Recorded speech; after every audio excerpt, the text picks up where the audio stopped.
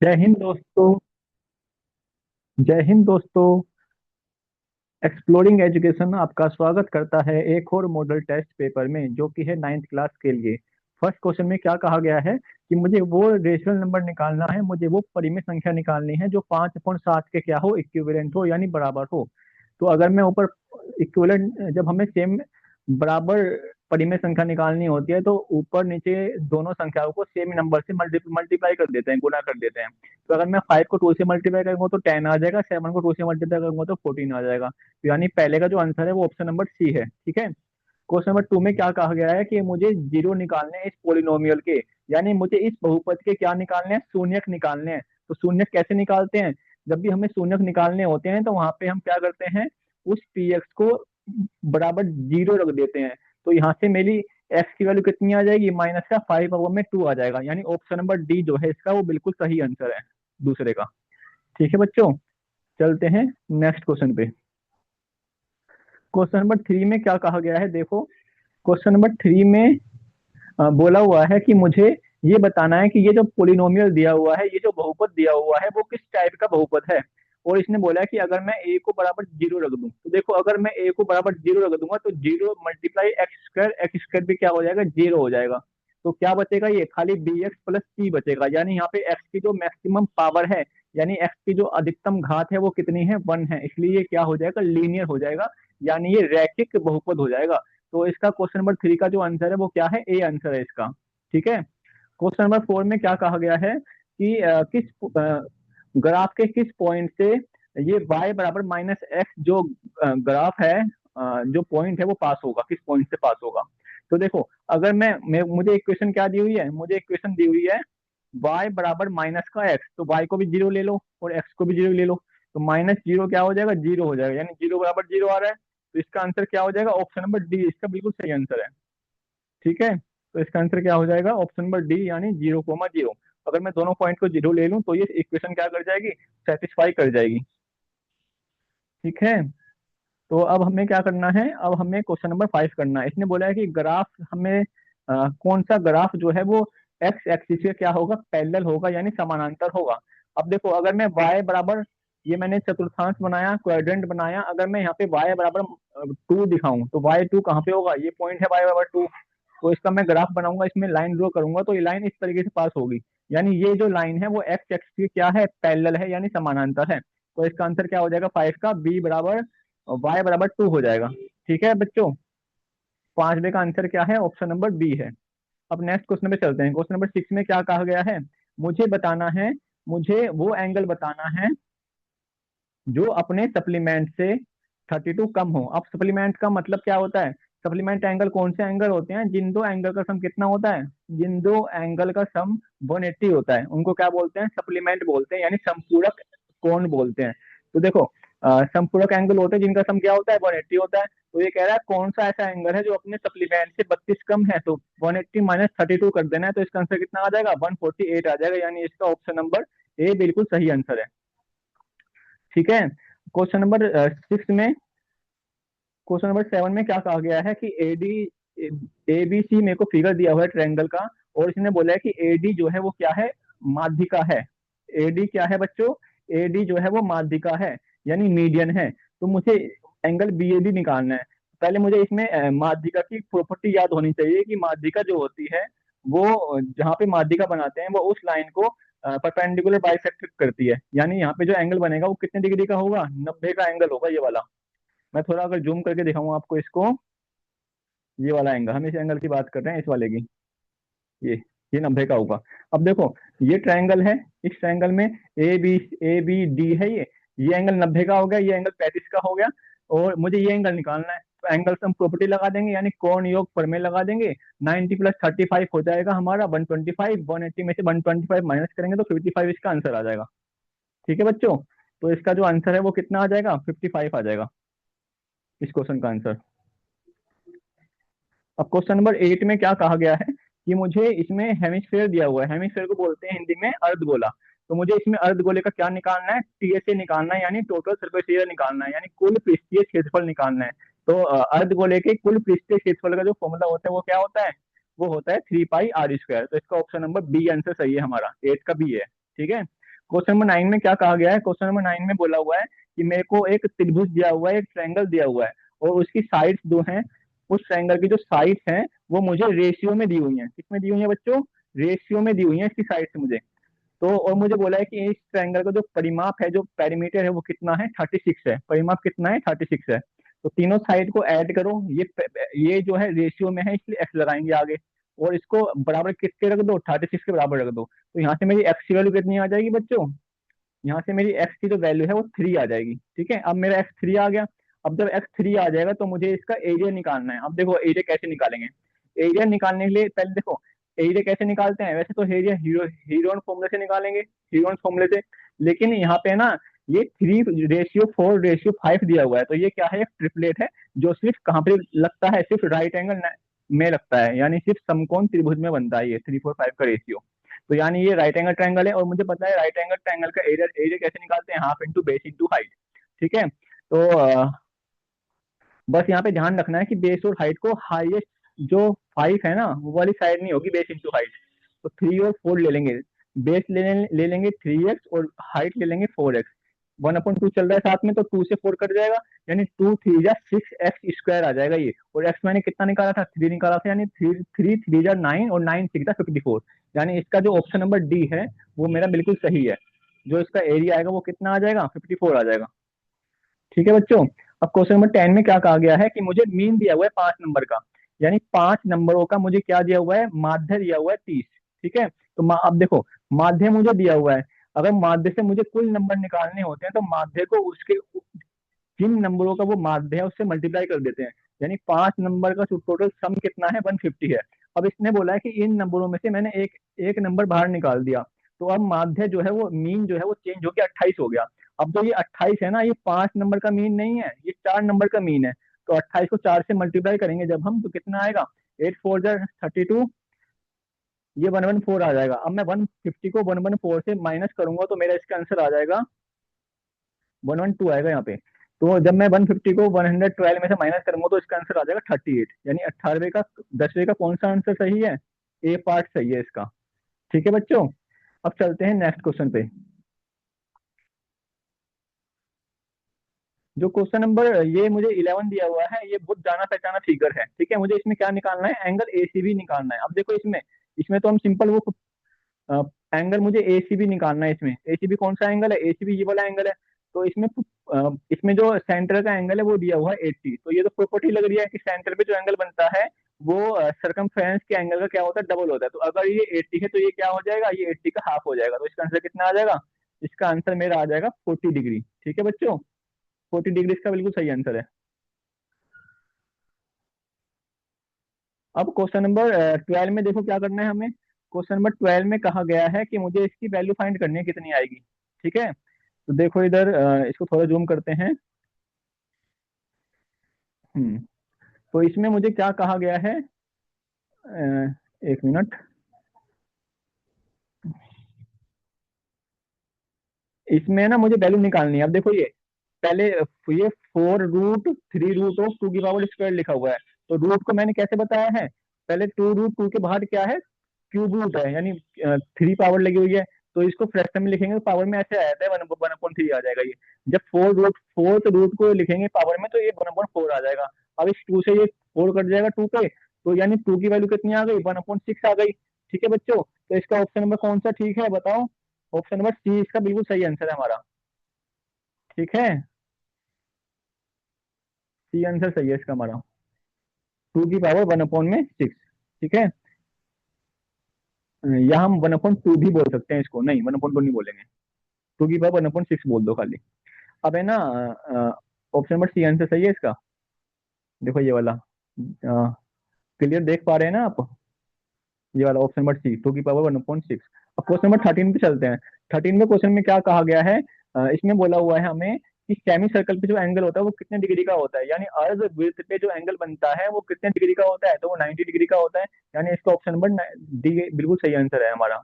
ठीक है, question number 14 में कहा गया है कि क्लास मार्क निकालो, यानी वर्ग चिन्ह निकालो इस क्लास इंटरवल का। 90 से 120 क्लास इंटरवल दिया हुआ है ना?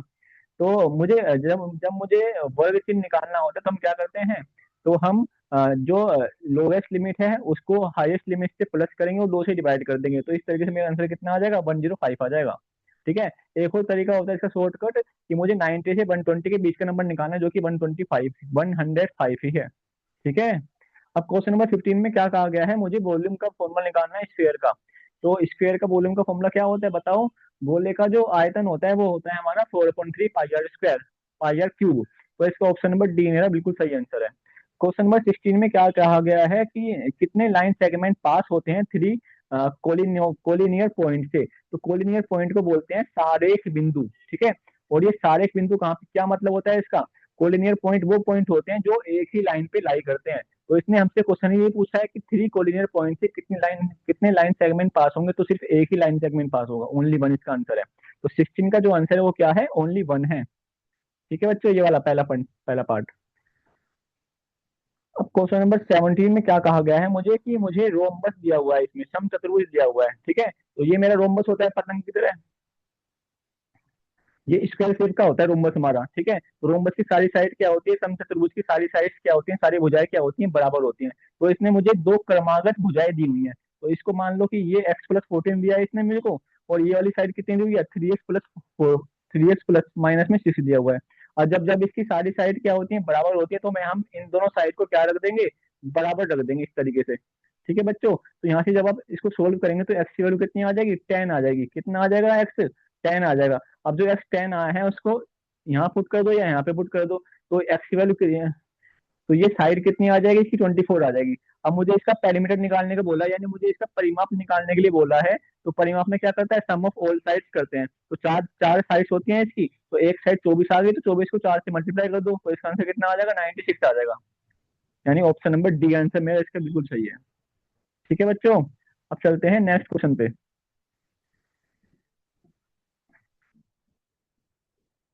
क्वेश्चन नंबर हमारा 21 जो है, उसमें क्या कहा गया है, मुझे वैल्यू निकालनी है इसमें। क्वेश्चन नंबर 21 में मुझे वैल्यू इसकी फाइंड आउट करनी है। तो पहले देखते हैं क्वेश्चन क्या है। देखो, जब भी रूट में कोई भी संख्या लिखी होती है तो उसको पावर में कैसे लिखते हैं, 1/2 लिखते हैं। लेकिन इसकी पावर पहले से x है, तो ये x/2 हो जाएगा। यानी 3 की पावर x/2 जो है वो 3 की पावर 7 के बराबर है। अब बेस सेम है तो बेस से बेस कैंसिल, x/2 जो है वो 7 के बराबर आ जाएगा। 2 यहाँ पे डिवाइड में यहाँ पे मल्टीप्लाई हो जाएगा, यानी x की वैल्यू कितनी आ जाएगी, 7 × 2, यानी x की वैल्यू आ जाएगी हमारी 14। ठीक है बच्चों, अब चलते हैं हम अपने नेक्स्ट क्वेश्चन पे। इसका और पार्ट जो है, मुझे इन दोनों को ऐड करना है। अब देखो, रूट 125 को कैसे लिख सकते हैं हम, रूट 125 मतलब 125 का मतलब क्या होता है, 5 × 5 × 5 होता है। तो रूट से बाहर निकालने के लिए दो दो का पेयर ढूंढते हैं, तो एक 5 बाहर आ जाएगा, तो ये 5√5 हो जाएगा, यानी 5√5 हो जाएगा। अब दोनों को मुझे इनको प्लस करना है, तो 5√5 से -5√5 कैंसिल हो जाएगा। अब 2√27 को सोल्व करना है, तो 27 को भी सोल्व करेंगे तो एक 3 बाहर आ जाएगा, तो 2 3 जा 6, यानी ये 6√3 है। अब 6√3 में से जब मैं -√3 करूंगा तो इसका आंसर आ जाएगा 5√3। ठीक है। तो मेरा इसका आंसर कितना है, 5√3 मेरा इसका बिल्कुल सही आंसर है। ठीक है बच्चों, अब क्वेश्चन नंबर 22 पे चलते हैं। इसने मुझे क्या बोला है कि मुझे इसमें p की वैल्यू निकालनी है। अगर x की वैल्यू 2 है और y की वैल्यू 3 है, तो जो मुझे ये इक्वेशन दी हुई है ना, इसमें x की वैल्यू 2 रख दो और y की वैल्यू 3 रख दो। ठीक है। तो यहाँ पे x की वैल्यू अगर हम 2 पुट करेंगे तो 5 × 2 = 10 हो जाएगा, और ये y 3 पुट करेंगे तो 3 × 3 = 9 p हो जाएगा ये। लेकिन यहाँ पे ये इक्वल टू में 4a लिखा है, 4a नहीं है, ये 40 मान लो इसको। ठीक है, 4a नहीं है वो। तो इसको सोल्व करेंगे तो यहाँ पे 10 प्लस का है, उस साइड जाके माइनस का हो जाएगा, तो 40 - 10 करेंगे तो 30 आ जाएगा। अब 9 वहाँ पे मल्टीप्लाई में यहाँ पे आके डिवाइड हो जाएगा। ठीक है। तो इसका आंसर ये आएगा, पी की वैल्यू आ जाएगी 30/9। ऐसे सोल्व करना है ये वाला क्वेश्चन। बस जहाँ एक्स है वहाँ एक्स डाल देना है, और जहाँ वाई है वहाँ पे वाई की वैल्यू पुट कर देनी है। ठीक है। क्वेश्चन नंबर 22 में क्या कहा, 23 में क्या कहा गया है, मुझे बोला हुआ है कि मुझे कोऑर्डिनेट निकालने, यानी मुझे निर्देशांक निकालने हैं कि ये जो हमें इक्वेशन दी हुई है, ये जो समीकरण दी हुई है, ये एक्स एक्सिस पे और वाई एक्सिस पे कहाँ कहाँ कट करेगी। तो जब मैं एक्स एक्सिस की बात करता हूँ तो मैं वाई बराबर क्या रख दूंगा इसमें, मैं वाई को 0 रख दूंगा। जैसे ही मैं वाई को 0 रखूंगा तो एक्स की वैल्यू कितनी आ जाएगी, 5x = 2, यानी एक्स की वैल्यू 2 आ जाएगी। तो यहाँ पे एक्स एक्सिस का पॉइंट क्या आ जाएगा, 2, 0 आ जाएगा। अब जब मैं वाई एक्सिस के लिए मुझे जब निकालना होगा, वाई अक्ष के लिए जब मुझे निकालना होगा, तो मैं एक्स को जीरो कर दूंगा, तो 2y बराबर 10 आ जाएगा, यानी वाई की वैल्यू कितनी आ जाएगी, 5 आ जाएगी। तो वाई के पॉइंट आ जाएंगे 0,5। ठीक है बच्चों, तो ऐसे क्वेश्चन करना है ये वाला। अब क्वेश्चन नंबर चलते हैं आगे। क्वेश्चन नंबर हमारा 24 है, ठीक है। तो इसमें मुझे क्या निकालना है, एक्स की वैल्यू फाइंड फाइंड आउट करनी है। अब देखो पहले इसमें ध्यान से देखो, ये क्या बन रहा है, लीनियर पेयर बन रहा है। ये एंगल 40 दिया है मुझे, तो अगर मैं ये पूरा देखूंगा तो ये लीनियर पेयर बन रहा है, ठीक है। तो लीनियर पेयर का यानी रैखिक युग्म का जो सम होता है वो कितना होता है, 180 होता है। तो अगर मैं 180 में से 40 माइनस कर दूंगा तो ये मेरा एंगल 140 आ जाएगा, ठीक है बच्चों। अब देखो, ये एंगल और ये एंगल क्या बन रहे हैं, ये वर्टिकली अपोजिट एंगल्स बन रहे हैं, यानी ये क्या है, ये शीर्षाभिमुख कोण है, ठीक है। और शीर्षाभिमुख कोण क्या होते हैं, बराबर होते हैं। तो यानी 140 जो है वो बराबर हो जाएगा 3x+7 प्लस में x+5 के। तो 3x+x 4x हो जाएगा, और 7+5 14 हो जाएगा। इसको जब आप सोल्व करेंगे तो 180 में से 14 माइनस करेंगे तो 128 आएगा। 120, ये 12 आएगा यहाँ पे, 128 आएगा। जब 140 में से 12 माइनस करेंगे तो 128 को जब मैं 4 से डिवाइड करूंगा तो 4 3 जा 12 और 4 2 जा 8, यानी एक्स की वैल्यू कितनी आ जाएगी, 32 आ जाएगी, ठीक है। तो ऐसे करना है क्वेश्चन नंबर हमें, जो हमने अभी किया है क्वेश्चन नंबर 24। अब 24 का और पार्ट हमें सोल्व करना है। इसने क्या बोला है कि वो एंगल निकालो, वो कोण निकालो जो अपने सप्लीमेंट अपने कॉम्प्लीमेंट से 4 टाइम ज्यादा है, ठीक है। अपने कॉम्प्लीमेंट से जो 4 टाइम क्या है, ज्यादा है, वो एंगल मुझे निकालना है। तो जैसे अभी हमने सप्लीमेंट किया था वैसे ही आता है कॉम्प्लीमेंट। सप्लीमेंट कॉम्प्लीमेंट को बोलते हैं पूरक कोण निकालना है। मुझे वो पूरक कोण निकालना है जो अपने मतलब मुझे वो एंगल निकालना है, वो कोण निकालना है जो अपने कॉम्प्लीमेंट का 4 टाइम ज्यादा है। अब देखो इधर एक एंगल इसमें थीटा मान लेंगे, दूसरा एंगल क्या मानेंगे, 90 माइनस थीटा मानेंगे, क्योंकि दोनों का सम क्या होता है, इसमें कॉम्प्लीमेंट में सम क्या होता है, 90 होता है, इसलिए 90 माइनस थीटा मानेंगे दूसरा एंगल। अब इसने बोला है कि दूसरा एंगल जो है अपने कॉम्प्लीमेंट से 4 गुना ज्यादा है। अब देखो ये अगर 4 टाइम बोलता खाली तो खाली 4 से मल्टीप्लाई करते, पर यहाँ पे इसने बोला है 4 टाइम मोर देन, तो यहाँ पे हम मल्टीप्लाई किससे करेंगे इसको, हम यहाँ पे मल्टीप्लाई करेंगे इस एंगल को 5 से।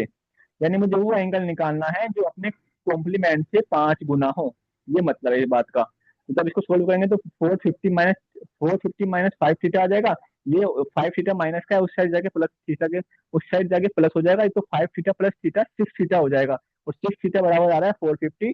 तो मुझे थीटा निकालना है, तो 450 डिवाइड बाई 6 कर देंगे, इसको सोल्व कर लेंगे तो यहाँ से मेरा थीटा आ जाएगा, वही मुझे निकालना था वो। ठीक है बच्चों, ऐसे करना है ये वाला। 6 7 जा 42 और 6 5 जा 30, तो 75 इसका आंसर आएगा। ठीक है, अब चलते हैं क्वेश्चन नंबर 25 पे। 25 क्वेश्चन नंबर क्या बोला है मुझे, 25 में बोला हुआ है मुझे कि मुझे एरिया निकालना है इक्विलेटरल ट्रायंगल का, यानी मुझे समबाहु त्रिभुज का क्या निकालना है, एरिया निकालना है, अगर उसकी सारी साइड क्या है, 4 सेंटीमीटर है। अब देखो ये ऐसे क्वेश्चन हम सीधा सोल्व कर सकते हैं हीरोन फॉर्मूले से। सारी साइड इसकी बराबर है, तो इसकी ए भी 4 सेंटीमीटर है, बी भी 4 है और सी भी 4 है, ठीक है। पहले क्या निकालते हैं हीरोन फॉर्मूले में, एस निकालते हैं, सेमी पेरीमीटर निकालते हैं, पहले अर्ध परिमाप निकालते हैं। फॉर्मूला क्या होता है अर्ध परिमाप का, a+b+c/2 होता है, ठीक है। तो यहाँ से मेरा अर्ध परिमाप आ जाएगा, फिर हम हीरोन फॉर्मूला लगा देंगे एस, एस-a, एस-b, एस-c, ठीक है, इस तरीके से। तो ऐसे हमारा क्या क्या आ जाएगा, इसका एरिया आ जाएगा। लेकिन अगर ये यहाँ पे जो क्वेश्चन है ये एमसी अगर ये क्वेश्चन 1 नंबर का आता है या एमसीक्यू में आता है, तो इसमें हम डायरेक्ट इक्विलेटरल ट्रायंगल का समबाहु त्रिभुज का फॉर्मूला लगा सकते हैं, जो कि क्या होता है √3/4 साइड का होल स्क्वायर, ये फॉर्मूला होता है, ये भी याद रखना है आप लोगों को, ठीक है। लेकिन अगर 2 नंबर का भी आता है तो वो आपको ये हीरोन फॉर्मूले से ही सोल्व करना है, ऐसे नहीं करना फिर, ठीक है। अब क्वेश्चन नंबर हमारा 26 में इवेल्युएट करना है, मुझे फाइंड आउट करना है इसको। अब देखो इधर ऊपर 2 की पावर 36 जो है वो सब में कॉमन है। सबसे छोटी पावर क्या है, 2 की पावर 36 है। नीचे सबसे छोटी पावर क्या है, 2 की पावर 37 है, ठीक है। अब देखो ऊपर 38 क्या हो गया, 36 तो मैंने 36 पावर तो मैंने बाहर निकाल लिया, तो 38 माइनस 36 करेंगे तो 2 आएगा। और अब मैं यहाँ पे 37 है, तो 36 तो बाहर निकाल ली मैंने पावर, तो यहाँ पे एक पावर बचेगी। और यहाँ पे 2 की पावर 36 लिखा हुआ है, तो मैं ये बाहर निकाल चुका हूँ, तो 2 की पावर यहाँ पे 0 बचेगी, 0, ठीक है। तो जैसी पावर ऊपर बच रही है सेम पावर नीचे बचेगी, ये 2 की पावर 2, 2 की पावर 1, 2 की पावर 0। तो इस ब्रैकेट से ये ब्रैकेट कट जाएगा। अब खाली क्या बचा है आपका, 2 की पावर 36 जो है, और नीचे बचा है 2 की पावर 37। अब मुझे पता है बेस सेम होती है तो पावर क्या होती है, माइनस हो जाती है, तो लिख देंगे 2 की पावर 36 माइनस 37, यानी 2 की पावर -1 इसका आंसर ठीक आ जाएगा। और 2 की पावर अगर -1 होती है तो उसको हम 1/2 भी बोल सकते हैं, ठीक है। तो इसमें चाहे आप 1/2 लिख दें या 2 की पावर -1 लिख दें, दोनों आंसर सही है हमारे। अब क्वेश्चन नंबर 27 में क्या कहा गया है कि मुझे यहाँ पे ए की वैल्यू निकालनी है। ए की वैल्यू निकालनी है मुझे इसमें, तो पहले एलएचएस लेके चलेंगे, यानी लेफ्ट हैंड साइड पे जो लिखा हुआ है वो लेके चलेंगे। अब देखो यहाँ पे लिखा हुआ है 6 3√2 - 2√3, तो नीचे रूट की संख्या है, तो हम इसका क्या कर देंगे, परिमेयकरण कर देंगे। ठीक है, तो परिमेयकरण कैसे करते हैं, इस इक्वेशन को मल्टीप्लाई करेंगे जो डिनोमिनेटर में संख्या लिखी हुई है नीचे, 3√2, नीचे वहां पे -2√2 लिखा हुआ है, हम ऊपर नीचे साइन चेंज करके, यानी नीचे नीचे वहां पे माइनस है तो हम प्लस का साइन लगा के इसको इक्वेशन को मल्टीप्लाई कर देंगे। ठीक है बच्चों, जब आप इसको ऐसे सोल्व करेंगे तो आपका जो आंसर आ जाएगा ना, वो इसी फॉर्म में आ जाएगा। क्या आंसर आ जाएगा आपका, आपका आंसर आ जाएगा 3√2 - 4√3, कुछ इस तरीके से आपका आंसर आ जाएगा। अब इसको कंपेयर कर लेंगे तो ए की वैल्यू कितनी आ जाएगी, 4 आ जाएगी। ठीक है, तो आपको ऐसे ऐसे कंपेयर करना है, ये ए की वैल्यू 4 ही आए जरूरी नहीं है, ये मैंने आपको बताया कि ऐसे करना है आपको सोल्व। ठीक है, तो करना है इसको सोल्व आप अपने से। क्वेश्चन नंबर 28 में क्या बोला है, मुझे फैक्टर निकालना है इसके, यानी मुझे इसके गुणनखंड निकालना है, तो कैसे निकालेंगे। तो फैक्टर निकालने के सबसे पहले देखना होता है कि कोई फॉर्मूला तो नहीं लग रहा।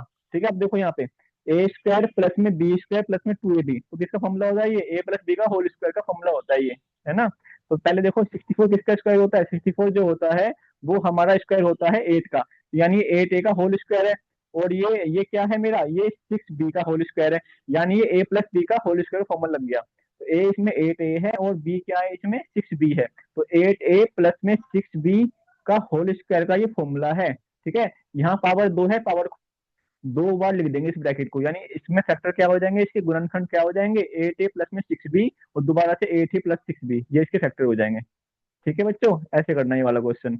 अब क्वेश्चन नंबर 28 का और पार्ट देखते हैं। और पार्ट में क्या बोला हुआ है कि मुझे x³ - y³ निकालना है। तो इसमें यहाँ पे मुझे पता है कि a³ - c³ का फॉर्मूला क्या होता है, इसका फॉर्मूला होता है a - b a² प्लस में b² प्लस में ab। ठीक है, लेकिन मेरे पास यहाँ पे एक्स वाई तो कहीं मुझे दिया ही नहीं हुआ है, पहले मुझे एक्स वाई निकालना पड़ेगा, यानी ये फॉर्मूला लगाने से पहले मुझे यहाँ पे a माइनस बी का होल स्क्वायर का फॉर्मूला लगाना पड़ेगा, यानी मैं यहाँ पे लगाऊंगा एक्स माइनस वाई का होल स्क्वायर का फॉर्मूला, तो क्या होता है a² प्लस में b² माइनस में 2ab। ठीक है, तो जब आप इसको सोल्व करेंगे तो यहाँ से आपको एक्स वाई की वैल्यू निकल जाएगी। ठीक है, यहाँ से क्या निकल जाएगा, एक्स वाई निकल जाएगा। जब एक्स वाई आपका आ जाए तो इस फॉर्मूले में पुट कर देना, आपका आंसर निकल जाएगा, क्योंकि ये फॉर्मूला x³ - y³ का है। ठीक है, तो ऐसे आपको सोल्व करना है ये वाला क्वेश्चन।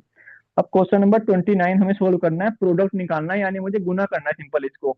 तो पहली दो टर्म देखो, ये a माइनस बी और a प्लस बी, तो a - b क्या होता है, a² माइनस b² होता है, यानी इसको सोल्व करेंगे तो p² माइनस में 1/p² आ जाएगा। ठीक है, अब ये दो टर्म तो कैंसिल हो गई, ये नई टर्म आ गई हमारे पास। अब इसको इसके साथ कंपेयर करो, तो यहाँ पे भी सेम वही फॉर्मूला हो जाएगा, a - b और a प्लस बी। तो फिर से इसका फॉर्मूला क्या होता है, a² माइनस का b² होता है, तो p² का स्क्वायर करेंगे तो p⁴ आ जाएगा ये।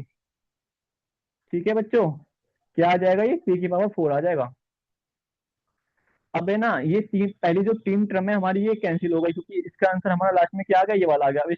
अब इसको लास्ट टर्म से कंपेयर कर देंगे, यहाँ पे भी सेम फॉर्मूला लग जाएगा a² यानी a minus b a plus b, formula क्या होता है a² माइनस b²। तो जब मैं 4 का स्क्वायर करूंगा तो 16 आ जाएगा, तो इसका आंसर कितना आ जाएगा, p⁴ माइनस p⁴ ये इसका मेरा फाइनल फाइनल आंसर हो जाएगा।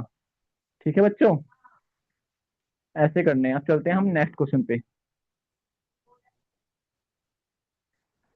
क्वेश्चन नंबर 30 में क्या निकालना है मुझे, यहाँ पे मुझे बोला हुआ है कि मुझे एक्स की वैल्यू निकालनी है।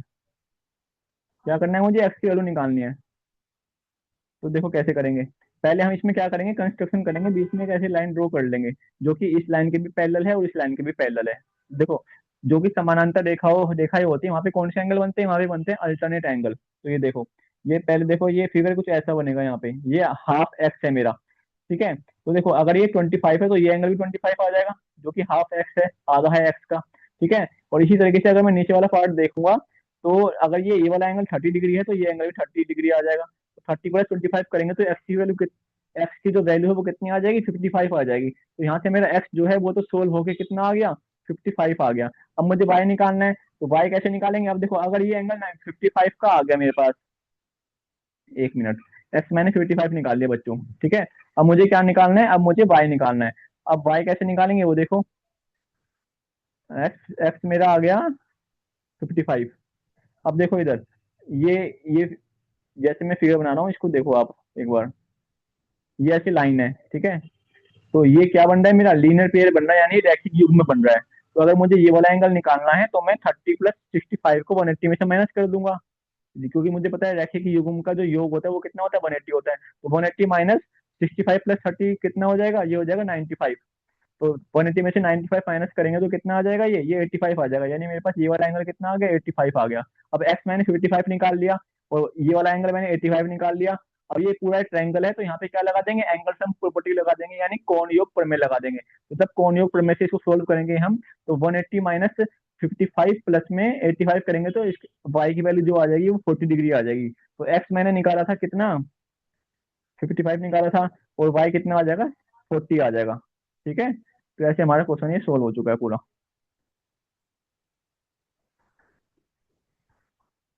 अब क्वेश्चन नंबर चलते हैं नेक्स्ट पे। तो नेक्स्ट क्वेश्चन में क्या कहा गया है, मुझे इसमें पी और क्यू जो एंगल है वो मुझे रेशियो में दिए हुए हैं, मुझे पी क्यू और एंगल आर निकालना है। तो कैसे निकालेंगे देखो, अब देखो ये पूरा एक ट्रायंगल है, ठीक है। मुझे पता है ट्रायंगल में क्या लगा सकते हैं हम, एंगल, एंगल से हम प्रॉपर्टी लगा देंगे, यानी कोण योग प्रमेय लगा देंगे। तो ये 90 है, तो कोण योग प्रमेय से एंगल पी और क्यू कितने आ जाएंगे, 90 डिग्री के आ जाएंगे, 180 माइनस 90 यानी 90।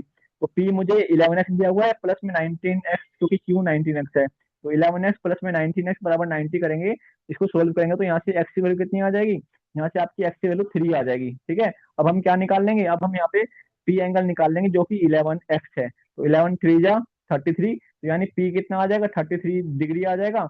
और मेरा क्यू जो है वो 19 × 3 यानी 57 आ जाएगा। अब पी क्यू आ गया, अब मुझे एंगल आर भी निकालना है। तो एंगल आर कैसे निकालेंगे, मुझे पता है, ये ये जो लाइंस दी हुई है ना, बी ए और सी ई, ये दोनों क्या है, आपस में समानांतर है, यानी पैरेलल है। तो पैरेलल लाइन में कौन से एंगल बनते हैं, अल्टरनेट एंगल बनते हैं। तो जो अल्टरनेट एंगल यानी अंत एकांतर कोण बनते हैं। तो जो ये एंगल, अगर ये एंगल पी है तो ये एंगल भी कितना होगा, एंगल पी होगा।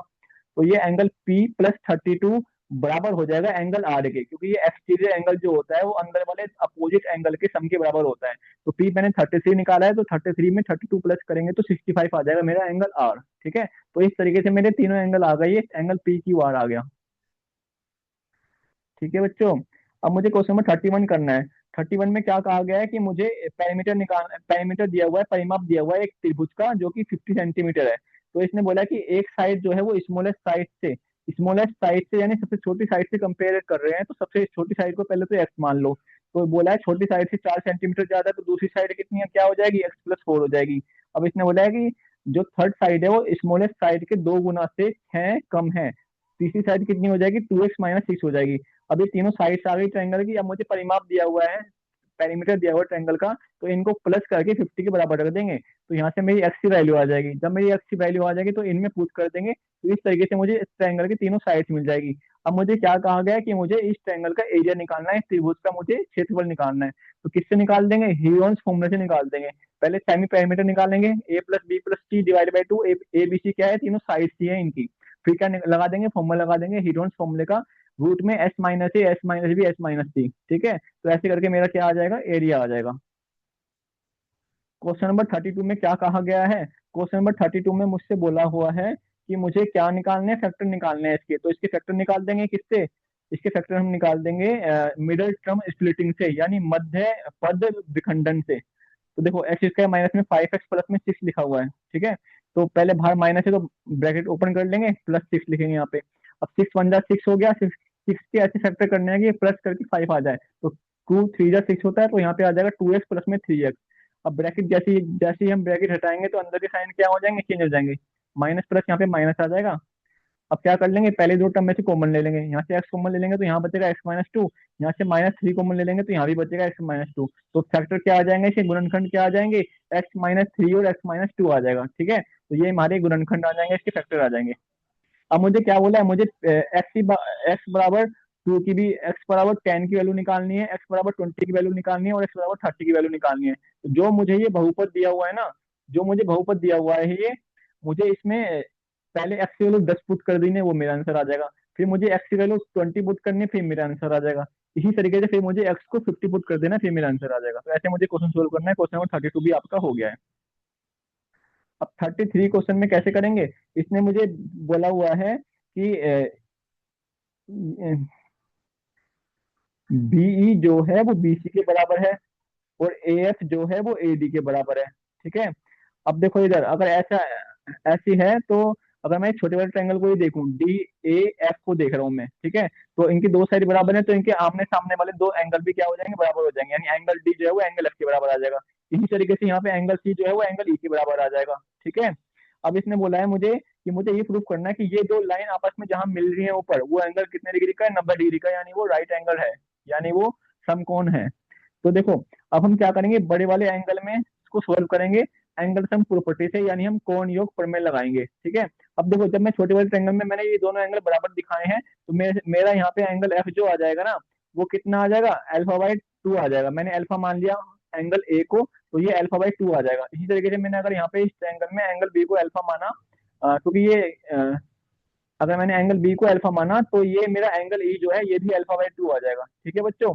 और मुझे पता है ये बीच में क्या बन रहा है, ये पैरेललोग्राम बन रहा है, ये यानी ये समांतर चतुर्भुज बन रहा है। तो ये एंगल ए जो होगा वो एंगल बी जो होगा, इनका सम 180 होगा, सप्लीमेंट्री होता है ये। ठीक है, संपूरक होता है। तो जब मैं ऐसे बड़े ट्रायंगल में सोल्व करूंगा, तो मैं ये दोनों एंगल तो अल्फा/2 आ जाएंगे, और ये वाला एंगल जब मैं सोल्व करूंगा तो ये एंगल मेरा 90 डिग्री का प्रूफ हो जाएगा। यही मुझे प्रूफ करना था। ठीक है। सोल्व करना आप नहीं आए हो तो कमेंट कर देना, हम आपकी क्वेरी जल्द से जल्द सोल्व करेंगे। अब क्वेश्चन नंबर और पार्ट देखते हैं इसका। और पार्ट में मुझे देख लो क्या प्रूफ करना है पहले तो। और पार्ट में मुझे D A D A D A को मुझे ए बी के D A B C Q Q are,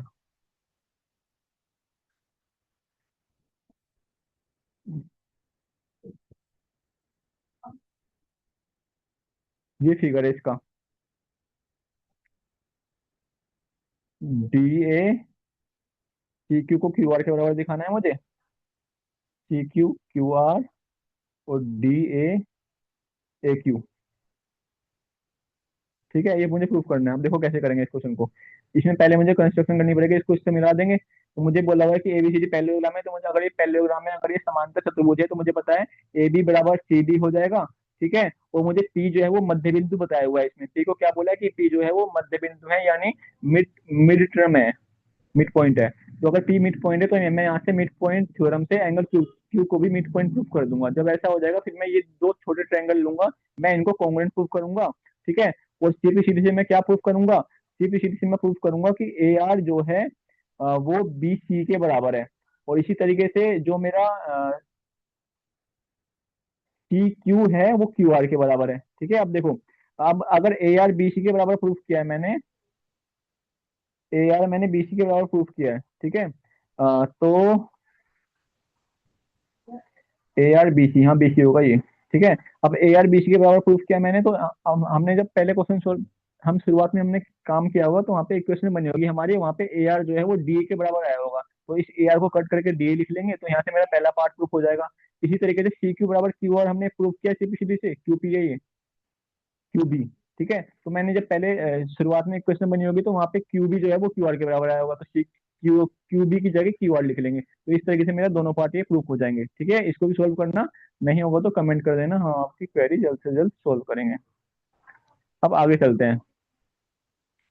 question number 34 में क्या बोला है कि मुझे, ये तो थ्योरम में प्रूफ करनी है मुझे, इसमें कि जो सेंटर पे एंगल बनता है वो दूसरे एंगल का क्या होता है, डबल होता है। तो यानी पहले इसका फिगर सही से बनाना है आपको। फिगर क्या बनेगा इसका, इस तरीके से इसका फिगर कुछ बनेगा ऐसे करके, ये वाला। ठीक है। और ये मेरा क्या है, सेंटर है ये। तो पहले इस ट्रायंगल को क्या कर देंगे हम, अब देखो ये फिगर सही से बनानी है यहाँ पे। पर देखो ये ध्यान रखना है कि इसमें भी, इस ट्रायंगल की भी दो साइड इक्वल हो जाएंगी, ये वाली और ये वाली। तो अगर ये दोनों साइड इक्वल है, तो ये एंगल इसके बराबर आ जाएगा। और इसी तरीके से ये ट्रायंगल की दो साइड इक्वल हो जाएगी, ये वाली और ये वाली, तो ये एंगल भी इसके बराबर आ जाएगा। ठीक है बच्चों। तो जब दोनों में इक्वेशन बन जाएगी, फिर दोनों को हम प्लस कर देंगे, तो वहां से मेरा जो ये एंगल है, ये इसका आधा प्रूफ हो जाएगा। और मुझे यही प्रूफ करना है कि सेंटर पे जो एंगल बनता है वो उसका डबल बनता है। ठीक है। तो इसको भी आप खुद से करना, नहीं होगा तो कमेंट कर देना। आगे चलते हैं। क्वेश्चन नंबर 35 में क्या बोला है कि मुझे, एक मेरे पास एक हेमिस्फेरिकल बाउल है, यानी मेरे पास अर्ध गोलाकार कटोरी है। ठीक है, मुझे इसको अंदर अंदर से पेंट करना है और मुझे कितना खर्चा आ रहा है वो दिया हुआ है। ठीक है, तो मैंने आपको बताया कि जब भी मुझे रेडियस वगैरह या त्रिज्या वगैरह या कुछ भी नहीं दिया होता है, मुझे खाली टोटल खर्चा दिया होता है, तो वहां पे अगर मुझे एरिया निकालना है, उसका क्षेत्रफल निकालना है, तो कैसे निकालते हैं? जो मुझे टोटल खर्चा दिया हुआ है उसको डिवाइड करेंगे किससे, कितना अमाउंट, कितना खर्चा आ रहा है 1 मीटर स्क्वायर का। लेकिन ये 1 मीटर स्क्वायर खर्चा तो दिया नहीं हुआ यहाँ पे, ये 100 का दिया हुआ है, तो 100 से मल्टीप्लाई कर देंगे। तो जब मैं इसको सोल्व करूंगा तो 5 से मल्टीप्लाई कर देंगे 30.8 को, तो इसका जो एरिया आ जाएगा वो 154 आ जाएगा। ठीक है, तो पहले पार्ट का आंसर कितना है, 154 है। अब दूसरे पार्ट में मुझे क्या निकालना है, वॉल्यूम निकालना है, यानी आयतन निकालना है। तो आयतन का फॉर्मूला क्या होता है, हेमिस्फेयर के आयतन का वॉल्यूम का फॉर्मूला क्या होता है, अर्धगोले का, वो होता है 2/3 पाई r क्यूब। लेकिन यहाँ तो मुझे आर चाहिए, रेडियस चाहिए, तो रेडियस कैसे निकालेंगे? जो मैंने फर्स्ट पार्ट में एरिया निकाला है, यानी ये क्या है, ये सी एस ए है, यानी ये क्या है, कर्व सरफेस एरिया है। ठीक है, वक्र पृष्ठ क्षेत्रफल है। तो सी एस ए का फॉर्मूला क्या होता है हेमिस्फीयर का, वो होता है हमारा 2 पाई r स्क्वायर। तो जब मैं इसको सोल्व करूंगा तो यहाँ से मेरा आर आ जाएगा, जब यहाँ से आर आ जाएगा तो मैं इसका वॉल्यूम निकाल दूंगा 2/3 पाई r क्यूब से। ठीक है, तो ऐसे मेरा क्वेश्चन ये सोल्व हो जाएगा। सोल्व करना आप आराम से, नहीं होगा तो कमेंट कर देना। अब क्वेश्चन नंबर 36 पे चलते हैं। 36 में क्या कहा गया है कि मुझे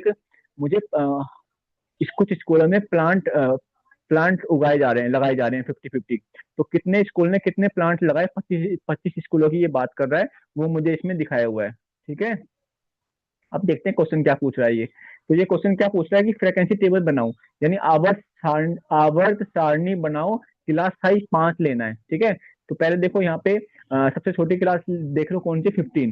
ठीक है, तो ऐसे लिख लेंगे 15 से 20, 20 से 25, 25 से 30, 30 से 35। इस तरीके से हम 45 से 50 तक चले जाएंगे, 45 तक चले जाएंगे, 40 से 45 लास्ट में।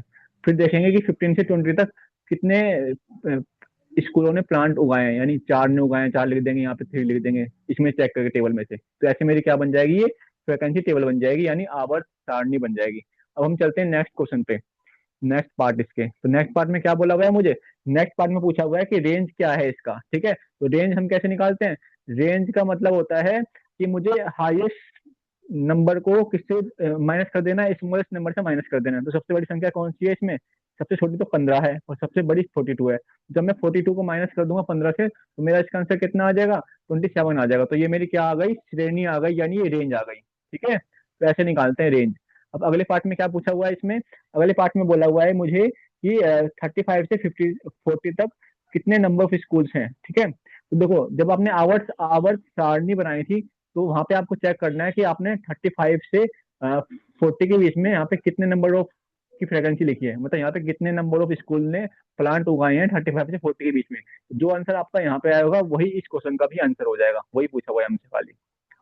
ठीक है, अब नेक्स्ट क्वेश्चन पे चलते हैं। नेक्स्ट क्वेश्चन में क्या बोला हुआ है, इसने हमें बोला है कि कौन सा क्लास साइज की मिनिमम फ्रिक्वेंसी है। तो जो आपने अभी टेबल बनाई थी, वहां पे आपको देखना है कि जो आपने यहाँ पे फ्रिक्वेंसी लिखी थी कि जैसे यहाँ पे 2, 3, 4, 1, तो सबसे स्मॉलेस्ट कौन सी है, ये वाली 1 है। तो यहाँ पे आपने जो क्लास क्लास साइज लिखा होगा वो आपको इसका आंसर कर देना मार्क।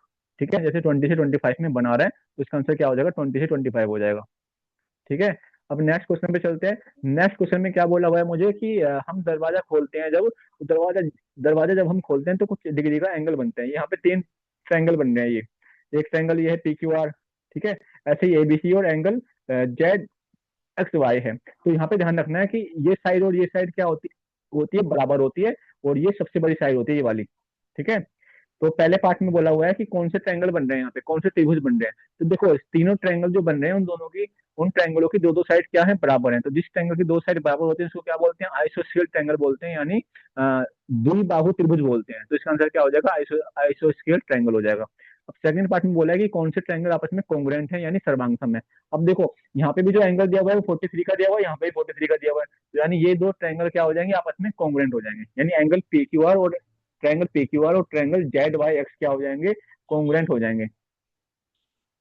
अब हमें बोल रहा है एंगल पी कितना आएगा। अब देखो इधर, ये यहाँ फिगर बनाते हैं हम, ये एंगल पी क्यू आर है, ये यहाँ पे पी है, ये आर है और ये क्यू है।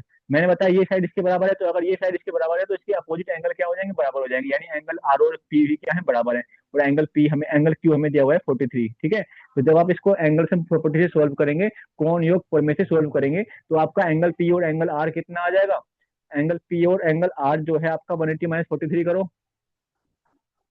137 आ जाएगा, इसको 2 से डिवाइड कर देंगे। 2 6 जा 12 और 2 8 जा 16, 68.5 आंसर आ जाएगा इसका आपका। अब क्वेश्चन नंबर, इसने बोला कि ट्रायंगल एबीसी में कौन सी साइड क्या है, लॉन्गेस्ट है। तो लॉन्गेस्ट साइड मैंने बताया कौन सी है, ए बी, तो इसका आंसर ए बी आ जाएगा। अब मुझे क्वेश्चन नंबर 38 है, लास्ट क्वेश्चन है ये आज का। इसने मुझे आकृति दी है कुछ ग्राफ के अंदर। अब देखते हैं क्वेश्चन क्या पूछ रहे हैं हमसे ये। तो क्वेश्चन क्या पूछ रहे हैं हमसे ये, क्वेश्चन कह रहा है कि कौन से सी के मुझे कोऑर्डिनेट बताने हैं, यानी सी के मुझे निर्देशांक बताने हैं।